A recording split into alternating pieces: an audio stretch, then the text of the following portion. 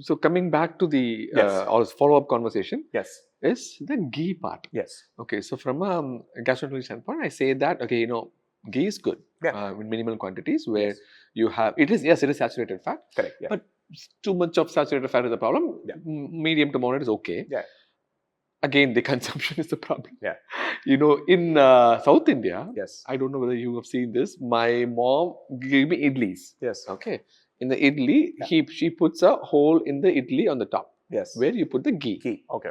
And then there's a podi. Yes. And then you create a hole in that podi. More. Yeah. Yes. More ghee. Yes. Which is ghee bad? That amount is bad. Yeah. That amount. Yes. Exactly. But the minimal amount is okay. Yeah. But on a bigger scale, correct. What is your take on ghee versus oil? Yeah. And how do you guide us? This has actually been if you look at is one of those fats is one of those places where if you just strictly go by just scientific papers, you'll be thoroughly confused. Okay.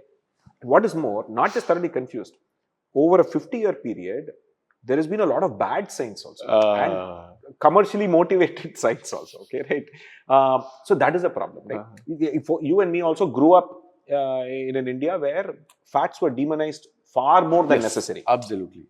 Nobody said anything about carbs and anything about fats. People used to be so careful about fats. Low fat. And now we know that was the bad idea. Right? Correct. Now the problem is, now that we've come to start consuming more fats, people are now obsessing over what fat, right?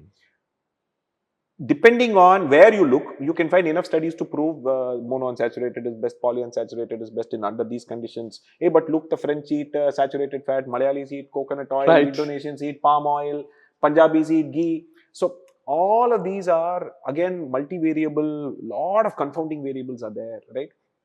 Again, as I said, the Mediterranean people are probably healthy because of the rest of their diet, not because of the saturated fat or the butter, right?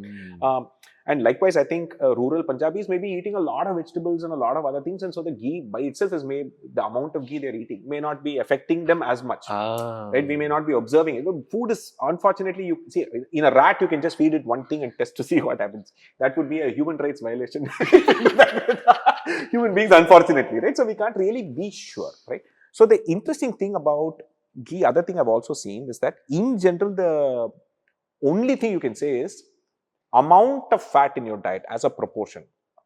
Are you getting 30% of your calories from fat? Or are you getting 15% of your calories from fat? That is a far bigger problem than whether you're eating extra virgin olive oil or whether you're eating refined palm oil, right? And the second thing is that it is impossible to nail down one ideal fat for everything. So in general, consume a mix of fat. Correct. Right? Correct. And in that, that's what they say that, and in that keep saturated fat to like 10% of your total calories. Right? Even if you're traditionally a saturated fat consumer, keep it to 10% because we're not sure, right? Because a third factor here is genetics. It looks like there are populations that can consume saturated fat and have fewer heart problems than other populations. And we haven't done enough genetic studies on Indian populations to nail that down. Right? So I know, for example, I was listening to this podcast about how they are now doing gut bacteria genetic tests. So they're looking and seeing what is the profile of your gut bacteria to then say, you should eat this food. Because they actually say, rather than your own genes, we are going to soon in the next few years be able to tell people, gastroenterologists will be able to tell people, eat this because this is the profile of your gut bacteria.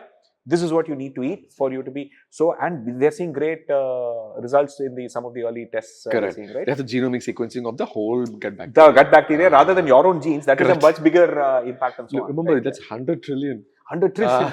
It's a very hard problem, right? It has to be affordable and so on. But yeah, I'm really looking forward to that. So in general, I think the ghee thing again is that if you're consuming it in moderation, it doesn't really matter, right? So I know there are some studies that will say that in general, the most evidence seems to be there for monounsaturated. Correct. Is like PUFA is good, right? And then PUFA is good, but too much PUFA versus the ratio omega-6 versus omega-3. Yeah, that can be a problem, right? So and so on. That because of some evolutionary quirk that we have We developed. we developed where we tend to overuse the omega 6s and so on, Correct. and we are not able to synthesize enough omega 3s in our Correct. body. Right? Correct. Correct. And again, Indians also think that the fish they are eating from the Bay of Bengal is giving them omega 3.